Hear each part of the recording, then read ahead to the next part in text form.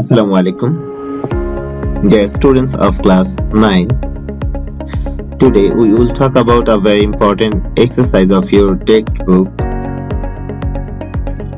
2.1.1, which is named Nature's Tapestry. Nature's Tapestry বলতে আসলে কি বোঝায়?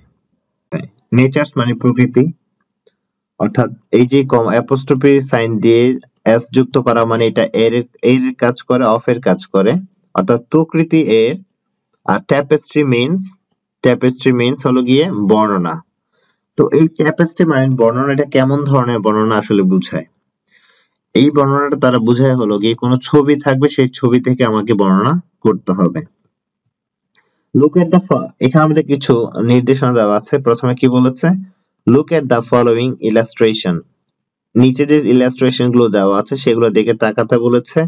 এন্ড ডিসক্রাইব দেম, এবং এগুলাকে বর্ণনা করতে বলছে। ইন ইউর ওন ওয়ার্ডস, তোমার নিজস্ব মনের ভাষায় বা নিজস্ব ওয়ার্ড শব্দ মাত্রার মাধ্যমে তোমার এটাকে বর্ণনা করবা। অলসো পাশাপাশি right how you feel on those situation, অর্থাৎ প্রথমত তুমি ছবি দেখে যা বুঝতেছো সেটা নিয়ে তোমাকে লিখতে হবে, যেটাকে আমরা বলি ডেসক্রিপশন। আর অন্যদিকে এই ডেসক্রিপশন দেওয়ার পরে আসলে আমার এই ধরনের সিচুয়েশন বা এই ধরনের ছবিতে যা দেখাচ্ছে ঠিক ওই ধরনের সিচুয়েশন আমার কি ধরনের অনুভূতি কাজ করে সেটা আমি এখানে বর্ণনা করব। অর্থাৎ এখানে আমাদের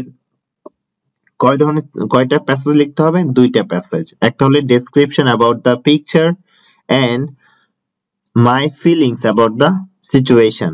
তো প্রথমত আমরা শুরু করে দিই। প্রথমে যে ছবিটা দেওয়া আছে এখানে কি বলেছে? আর রেইনি ডে।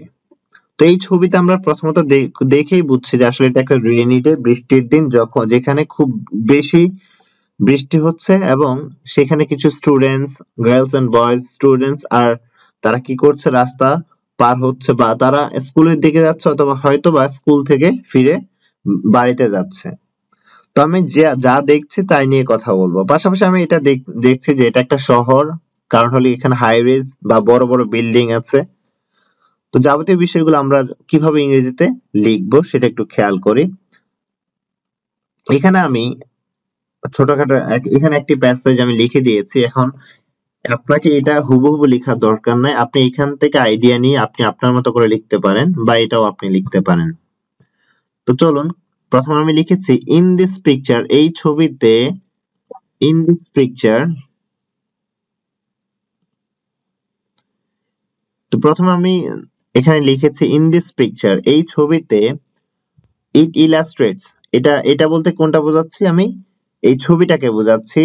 ইলাস্ট্রেটস বর্ণনা করছে আর রেইনি ডে, একটি কিসের দিন বর্ণনা করছে? একটি বৃষ্টির দিন বর্ণনা করছে, যেখানে কি হচ্ছে?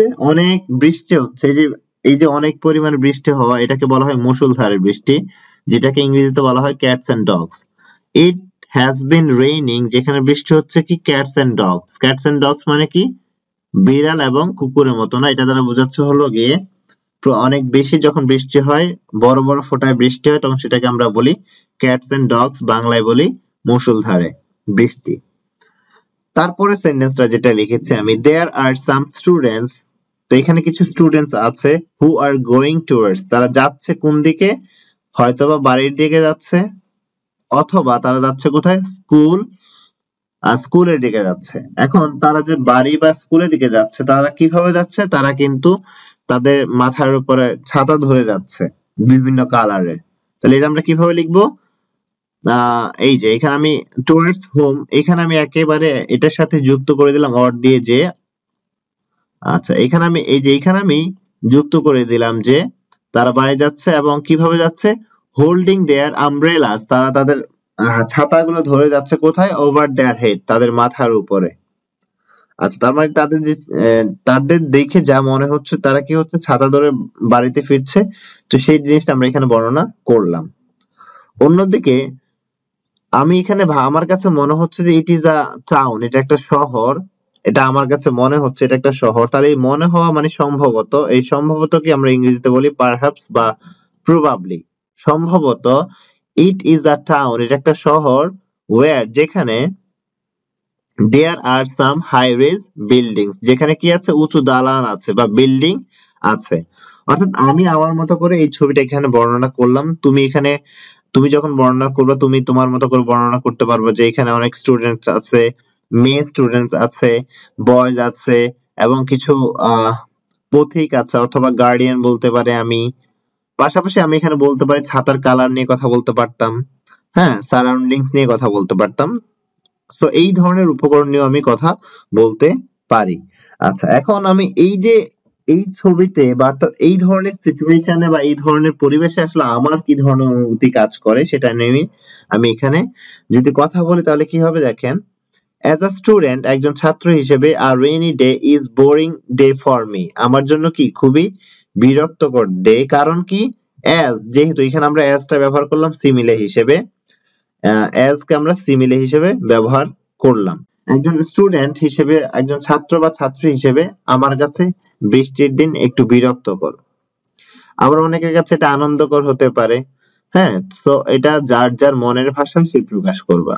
I am just giving you the format, আমি সেই ফরম্যাটটা দিয়ে দিচ্ছি তোমাকে, এই অনুসারে তুমি লিখে নিবা।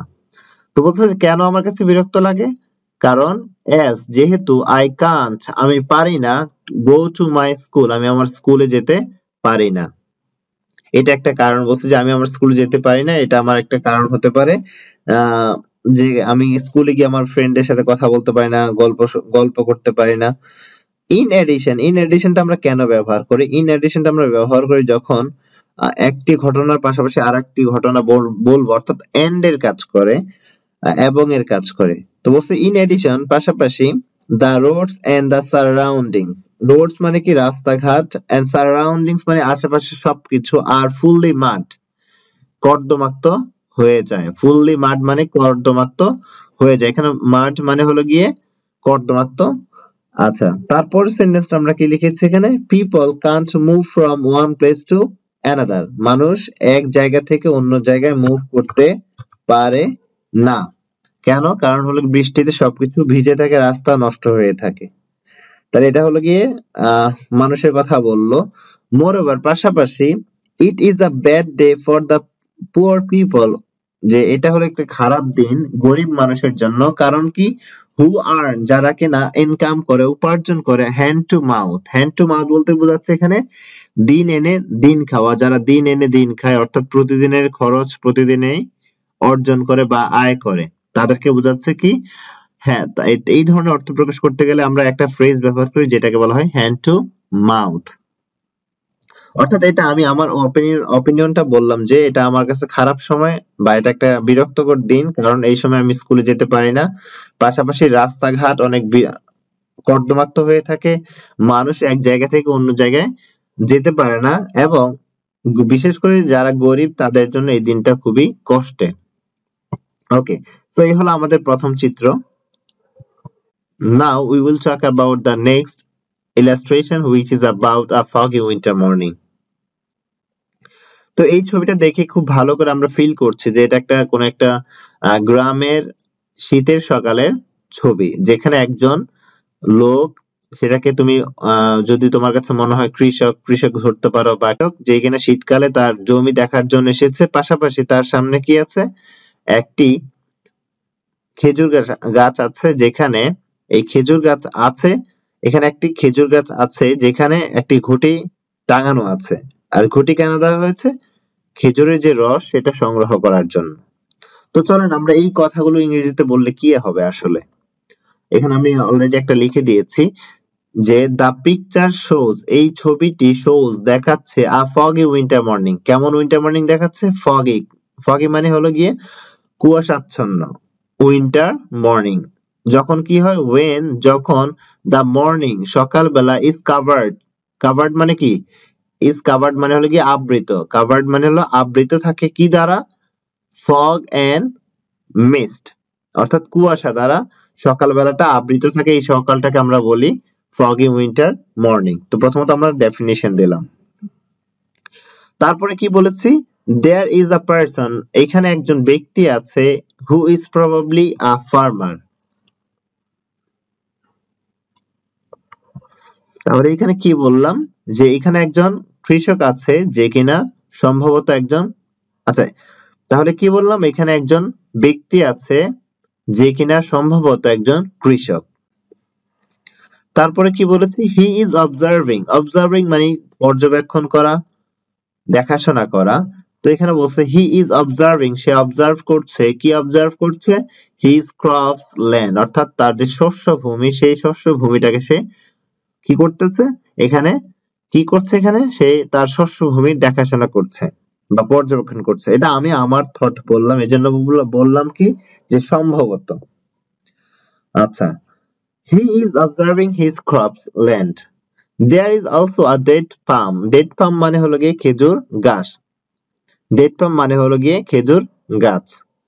তো বলছে এখানে একটি খেজুর গাছ আছে, where যেখানে there is a jar, jar মানে কি পাত্র, আমরা পিচার মানে কলস বা কলসি বলতে পারি, এবং সহজ করে যদি আমাদের স্থানীয় ভাষায় বলে তাহলে সেটাকে আমরা ঘটি বলি।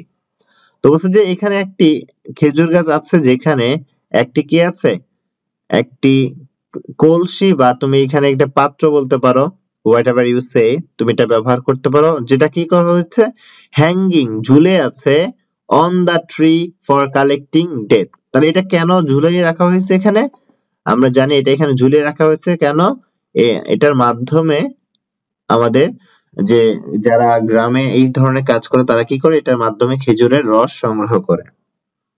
আচ্ছা, তো এই হলো আমাদের এই দ্বিতীয় নাম্বার ইলাস্ট্রেশন নিয়ে।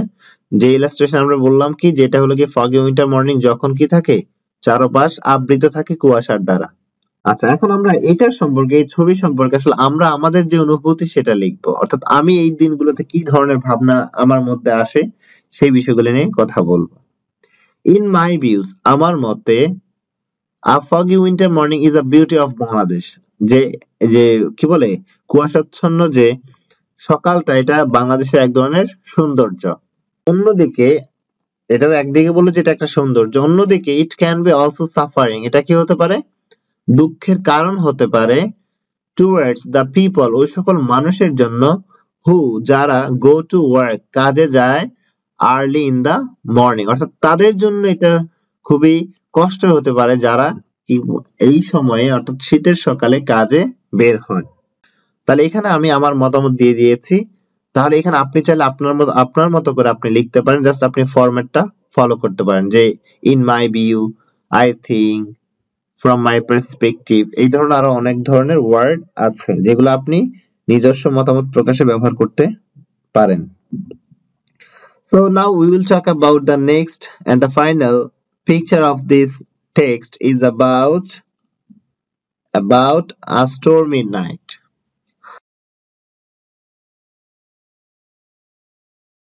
অর্থাৎ এখানে যে ছবিটা দেওয়া আছে যেটা হলো গিয়ে অ্যাবাউট আ স্টর্মি নাইট, তো এই রাতটা হলো গিয়ে বিশেষ করে এটা খুবই কষ্টের বা ভয়ানক, যারা বিশেষ করে গ্রামে থাকে। তো যারা শহরে থাকে তারা হয়তো এটা পরিপূর্ণভাবে এটা উপলব্ধি করতে পারে না, কিন্তু যারা গ্রামে থাকে তাদের জন্য এটা খুবই একটি ভয়ঙ্কর বা ভয়ানক রাত বলেই আখ্যায়িত করা হয়। কেন? কারণ এই রাতে হয় কি, অনেক বেশি অনেক বেশি ঝড় হয়ে থাকে, যার ফলে মানুষের যারা, যেহেতু যেহেতু গ্রামের সবার বিল্ডিং নেই বা বেশিরভাগই টিনের ঘর বা খড়কুটের ঘর এখনো আছে, তো এই ধরনের ঘরগুলো কি হয়, এই ঝড়ের কারণে উড়িয়ে নিয়ে যায় বা ভেঙে যায়। তো যার কারণে এটা তাদের অনেক কষ্টের সময় কাটে, এবং এটা তারা এই রাতে হোয়াটএভার, চলো না আমরা এটা যদি ইংরেজিতে বলি তাহলে কি হবে, দ্য পিকচার, এই ছবিটা, পোর্ট্রেস বর্ণনা করছে স্টোরমি নাইট, একটা স্টোরমি নাইট, ওয়েন যখন কি হয়, দ্য নাইট রিমেইন ইন ওয়েশন, অর্থাৎ ওয়েশন মানে কি, যে এই রাতটা কেমন থাকে, অন্ধকারে নিমজ্জিত থাকে বা অন্ধকারে ছেয়ে যায়, এন্ড দ্য উইন্ড, এবং বাতাস কিভাবে প্রবাহিত হয়, ব্লোজ মানে কি প্রবাহিত হওয়া, ভায়োলেন্টলি মানে কি মারাত্মক ভাবে বা নৃশংস ভাবে বা ভয়ঙ্কর ভাবে কিভাবে বাতাস প্রবাহিত হয়, এবং কি হয়, the flashes of lightning are seen, চারপাশে কি হয়, যে থান্ডার যে হয় বা বজ্রপাত হয়, এবং যে সাথে সাথে যে বজ্রপাতের সাথে সাথে যে এক ধরনের আলোর ঝিলিক দেখা যায়, সেটাকে বোঝানো হচ্ছে the flashes of lightning are seen here, আমরা এখানে দেখতে পাচ্ছি ছবিতে। আচ্ছা, পরে যেটা বলছে, A stormy night is very horrible. এটা খুবই ভয়ানক ভয়ানক for the rural people. গ্রামের মানুষ রুরাল বলতে আসলে কি বোঝায়? রুরাল বলতে বোঝাচ্ছে গ্রাম্য মানুষ অর্থাৎ রুরাল মানে হলো village people and especially those তাদের জন্য who live in the thatched of huts of our country as it brings destruction. অর্থাৎ এটা খুবই ভয়ঙ্কর রাত বিশেষ করে কাদের জন্য যারা হলো গ্রামে বসবাস করে এটা তার যেহেতু এটা কি করতে পারে এই রাতটা বা এই ঘূর্ণিঝড় ধ্বংস নিয়ে আসতে পারে সো এই হলো আমাদের ডেসক্রিপশন অ্যাবাউট দ্য পিকচার এবার আসেন পরে যেটা আমরা বলবো মাই ফিলিংস এটা সম্পর্কে আমার যে অনুভূতি সেটা আমি শেয়ার করব কি বলছে এখানে ফ্রম মাই সাইড আমার দিক থেকে stormy night is full of panic and fright অর্থাৎ একটা ঘূর্ণিঝড়ের রাত কি হয় খুবই ভয়ঙ্কর এবং কি আতঙ্কের there is a terrible sound all around চারপাশে কি হয় টেরিবল সাউন্ড এখানে এই হবে না এটা সরাই দিতে হবে এটা আর যে চারপাশে কি হয় ভয়ঙ্কর শব্দ হয় নেচার লুকস ভেরি গ্লুমি প্রকৃতি কেমন হয়ে যায় অন্ধকারে ছেয়ে যায় in a stormy night after all it is terrifying night for the people তাহলে এখানে বলতে পারি কি ফর দ্য পিপল স্পেশাল কাদের জন্য স্পেশাল হলো যে যারা গ্রামে বসবাস করে তাদের জন্য সো এই হলো আমাদের 3 নাম্বার পিকচারের বর্ণনা সো এই হলো টোটাল আমাদের তিনটা পিকচারের বর্ণনা এবং সেটা সম্পর্কে আমাদের নিজস্ব অনুভূতি সেই অনুভূতি সহ আমি এখানে দিয়ে দিলাম তোমরা দেখে নিতে পারো সো আজকের জন্য এই তিনটা পিকচার দেখালাম আমরা পরবর্তী ক্লাসে এটার বাকি অংশ দেখাবো সবার জন্য শুভকামনা রইলো আসসালামু আলাইকুম ভালো থাকবেন